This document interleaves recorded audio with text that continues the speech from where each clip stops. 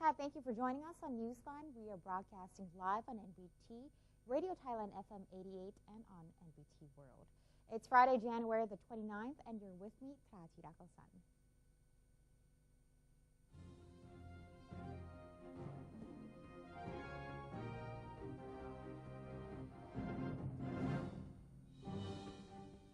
Welcome to today's segment of Thailand Moves Forward. In our first story, the Prime Minister has ordered the Royal Thai Police to work with the National Council for Peace and Order, or NCPO, to strictly enforce traffic laws and maintain order in the country. Government spokesperson Major General Sanseun Kyaokamnot said the two agencies have been instructed to strictly monitor the behavior of motorists, particularly motorcyclists who are most prone to reckless and illegal driving, which often results in accidents. As such behavior also affects the country's reputation, the Prime Minister has called for authorities to take decisive action against violators, such as confiscating their vehicles or driver licenses. Major General Sanseun added that the Prime Minister has also called for frequent follow-ups on law enforcement results to prevent the reoccurrence of such violations. The Deputy Prime Minister for National Security has warned related agencies and the general public not to be misled by imposters who claim to have been authorized by the government to manage state projects. Deputy Prime Minister and Defense Minister General Prawit Wongsuwan has asked all sectors to remain vigilant, following reports that a group of suspects has tried to penetrate government programs by falsely claiming that they were authorized to do so by himself or the Prime Minister. According to General Prawit, all government activities must be carried out in a transparent manner. Those impersonating representatives of the Prime Minister or ministers risk legal punishment. General Prawit has called on the public and state organizations to help the government watch for irregularities. Regarding the clash between villagers and workers at Rawai Beach in Phuket, General Prawit said the government was making an effort to solve land dispute. Authorities have been stationed at the beach to prevent any outbreaks of violence. General Prawit believes that relevant authorities will solve the issue soon. The Deputy Prime Minister for Economy expressed optimism that the Thai-Chinese Chamber of Commerce will aid in forging greater trade and investment relations between the two countries, especially for the Thailand-China Railway project. Deputy Prime Minister Somkit Jatusipitak recently chaired a ceremony to appoint the 24th and 25th generation members of the Thai-Chinese Chamber of Commerce, naming Jiti Tangsit Pakdi as the Chamber's 25th president. The Deputy Premier voiced his confidence that China will be able to remedy its slowing economy and recover to serve as a pillar of Asia and the world's economies. On trade and investment relations between the two nations, Somkit bid the Chamber foster closer government-to-government ties and continually push Thai-Chinese policies such as the new Silk Road project, as well as the Thailand-China Railway project, which he hopes will reach a final agreement by this coming March. The Royal Thai government is working around the clock to combat slavery and illegal labor in the fishing industry. Legal action has been taken against a number of perpetrators. Let's take a look at this report from the Command Center for Combating Illegal Fishing.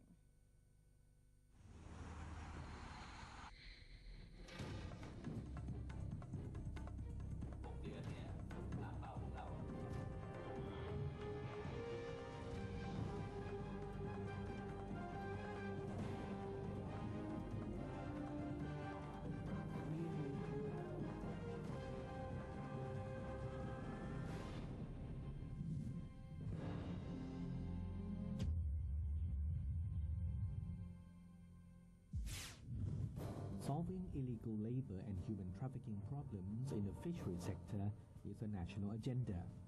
One measure that the Thai government has given high priority to is the measure to protect and aid the laborers.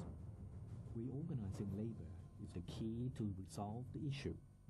Currently, the government has extended the period to register foreign workers in the fishery sector from 2nd of November 2015 to 30th of January 2016, and in the fish processing factories from 25th of November 2015 to 22nd of February 2016.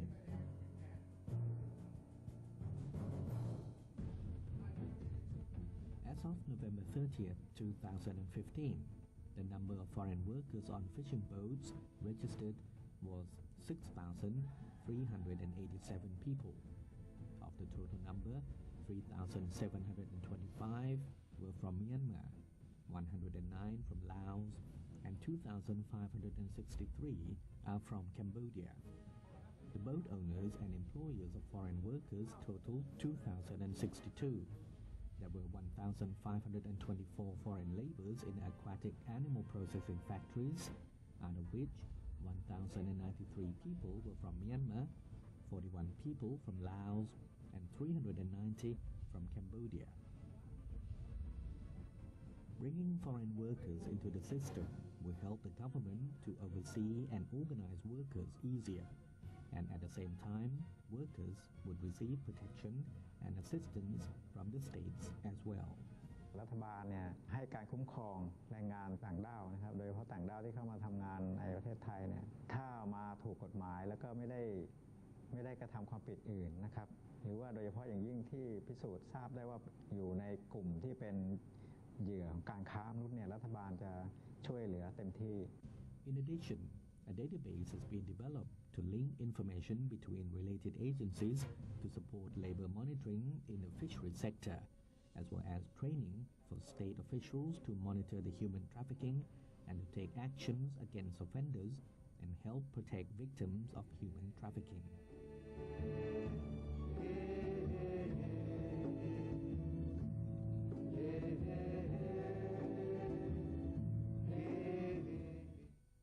The National Legislative Assembly, or NLA, has approved amendments to the Bank of Thailand Act while agreeing to establish a special committee to vet nominees for President of the Supreme Administrative Court. The NLA decided to establish the committee after the Supreme Administrative Court Committee nominated its current Vice President, Piya Patangtha, as the court's new president. The Assembly then voted to approve the new Bank of Thailand Act, which includes 5 amendments to the existing 1942 Bank of Thailand Act, with 180 votes in favor. The amendments include a revision of the qualifications of the selection committee tasked with selecting the bank's chairman and members of the board. The Ministry of Public Health has reported there is no outbreak of the Zika virus in Thailand and confirmed the disease is not fatal. People are suggested to avoid being bitten by dengue mosquitoes, which also spread the virus. Public Health Minister Piyasakon Sakon Satayathon said the first case of Zika infection in Thailand was found in 2012, and the average number of patients was 5 people per year. Only 1 Zika infection had been reported in Thailand so far this year.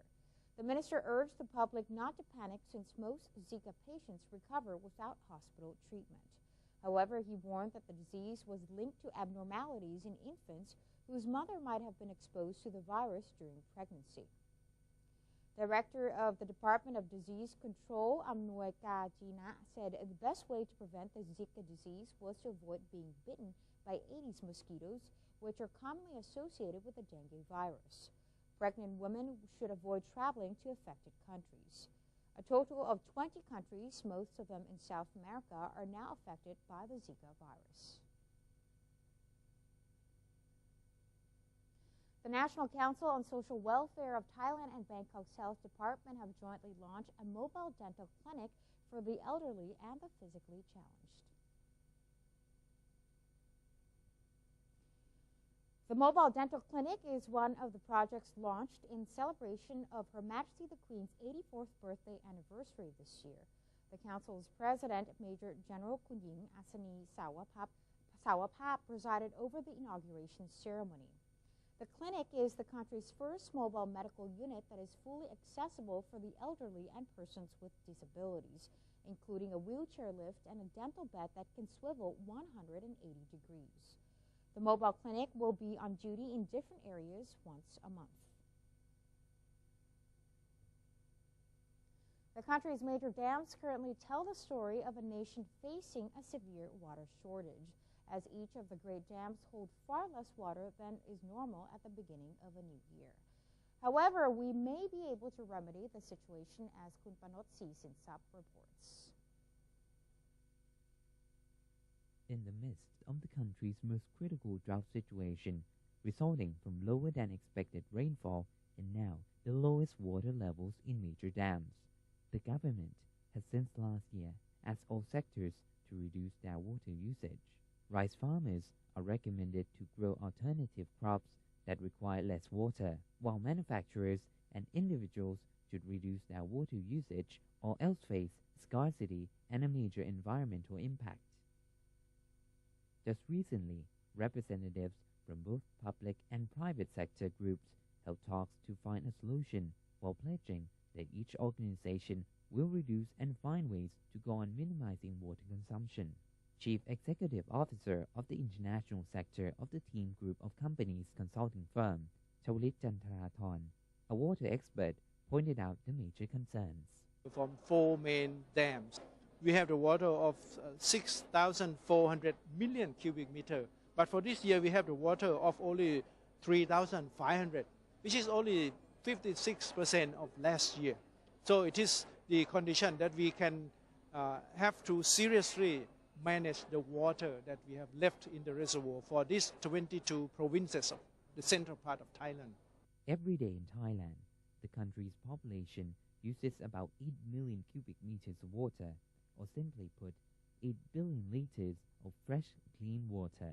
Imagine how much water the Metropolitan Waterworks Authority has to ensure is available each day, as each Bangkokian uses about 200 liters of water a day for personal consumption, while other provinces uses only 50 liters per person a day.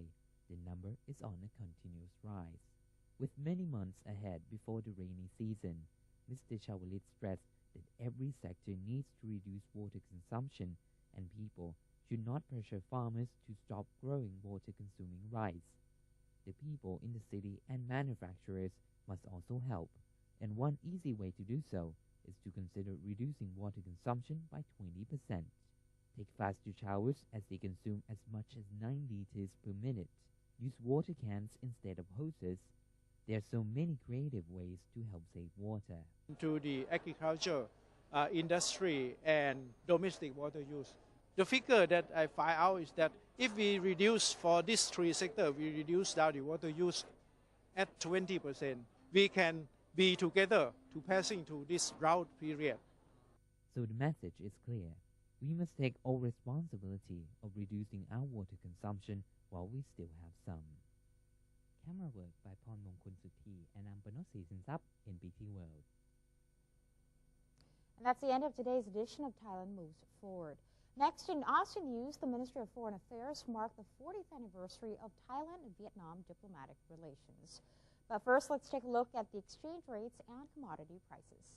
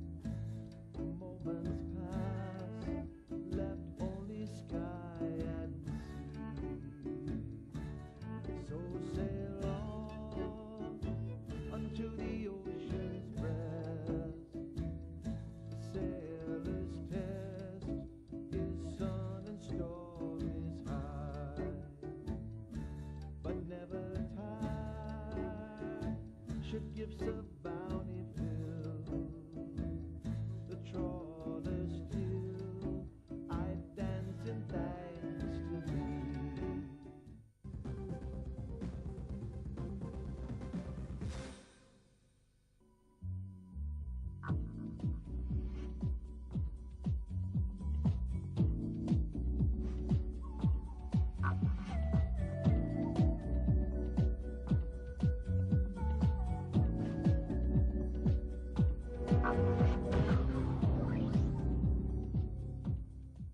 Welcome back. You're watching Newsline. The Ministry of Foreign Affairs recently held a press conference on the 40th anniversary of Thailand-Vietnam diplomatic relations. For more on this, Kun Niranut Traijakwanit has the story.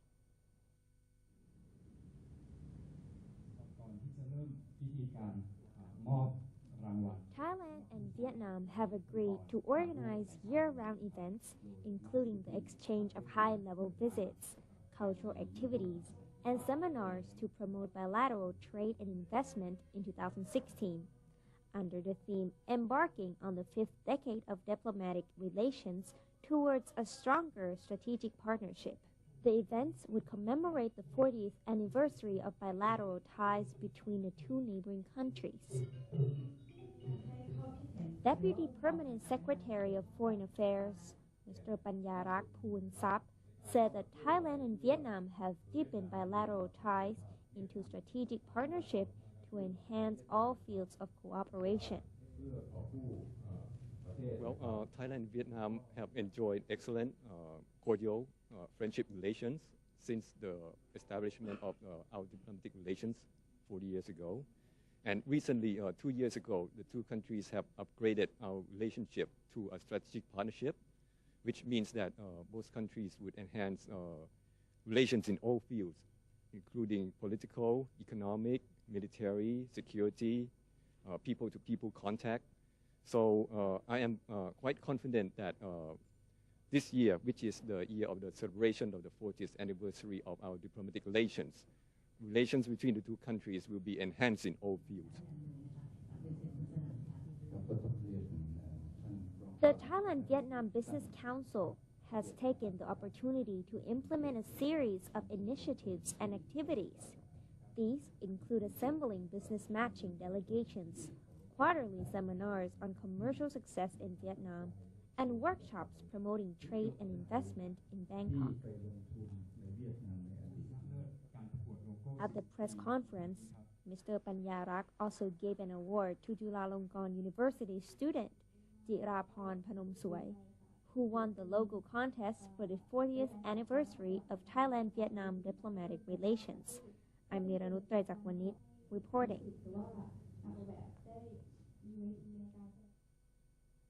The lower northern province of Phichit has plans to establish an ASEAN room at its administrative building to coordinate ASEAN-related activities. The declaration was made in a joint statement by the Phichit Vice Governor and members of the province's ASEAN unit while visiting Ban Pong Wodang School in Bung Narang district. The ASEAN room would be established at the Provincial Administration Office as a command center dealing with ASEAN affairs. In order to enhance education in the era of the ASEAN community, the Provincial Administration also provides yearly financial support to 6 local schools, including Ban Pong Wodang School. Ban Pong Wodang School has incorporated a diverse group of instructors to teach their curriculum in English. The school currently has a faculty of 25 Thais, 5 Filipinos, and 2 Vietnamese teachers, with a yearly rotation of 20 international volunteers. Over the past years, the school has gained more students who exhibited significant progress in English communication skills.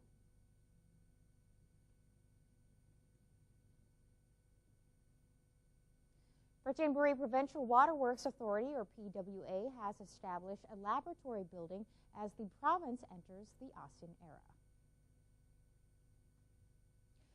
The key objective of the building, which is also known as a lab cluster, is to analyze the quality of treated water in accordance with the ISO IEC 17025 standard, which is used in most major countries, including the ASEAN member states.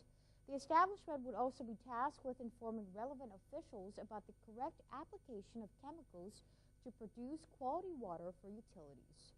The PWA said there are currently 20 lab clusters nationwide, adding that it has a plan to renovate its 11 existing scientific laboratories. PWA has stressed that it places great importance on controlling water quality at every step of production. The organization has urged residents to call its 1662 hotline to report any issues related to waterworks.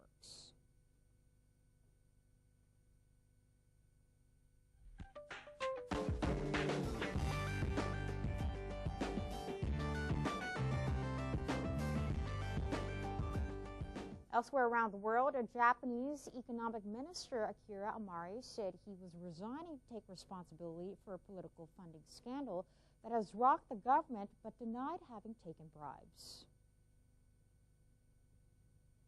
In a packed news conference televised live, Amari acknowledged taking money from a construction company executive but said he told his aides to correctly record them as a political donation. While asserting his legal innocence, he, who is a key player in Prime Minister Shinzo Abe's policy team, said he was stepping down to prevent the scandal from being a distraction to his administration's drive to pull the country out of deflation. He claimed that part of the money has gone missing because of mishaps by his secretaries, but 2 of them have resigned and he must take responsibility as their supervisor. Last week, Japanese magazine Shukan Bunshun published an article accusing Amari and his aides of accepting money from an unnamed construction company in exchange for helping that firm receive government compensation for disputes over land ownership and waste removal at a public work site. The accusations on bribery come at a sensitive time because policymakers are already grappling with a stock market sell-off, a rising yen, and concerns about a weakening global economy. Thousands of people flocked to Brazil's campus party this week to show off their fancy desktop computers and debate the future of the internet and other technologies. The massive annual tech fair opened on Monday in business capital Sao Paulo and gathered some 8,000 tech lovers from several Latin American countries until today. Campus Party is an opportunity for tech-savvy nerds to meet in person and share ideas and knowledge they usually only discuss online. The event also brings in tech personalities for lectures, debates, and workshops about a wide range of themes regarding innovations. According to Campus Party spokesperson Anna Lou Fisher, over 700 hours of lectures and debates were set to take place throughout the week. Organizers also handed out prizes to participants, including one for most creative computer, which is chosen by the end of the week. Computer enthusiasts boast desktops with designs ranging from Star Wars to Hello Kitty, and some even wear cosplay outfits. Campus Party started in 1997 in Spain as an event for internet fans and became the trendsetter for many disciplines such as robotics and software creation. Annual editions are also held in Valencia, Bogota, and Mexico City. And that's it for today's edition of Newsline. For any comments or suggestions, please feel free to email them to us at newsline.nbt@gmail.com. You can also follow us on Facebook. Just simply type in NNT or check out our website at thainews.prd.go.th/en. We are going to say goodbye with footage of Giorgio Armani's collection during Paris Fashion Week. I'm Tha Thirakosan. Have a wonderful day. Sawasdee ka.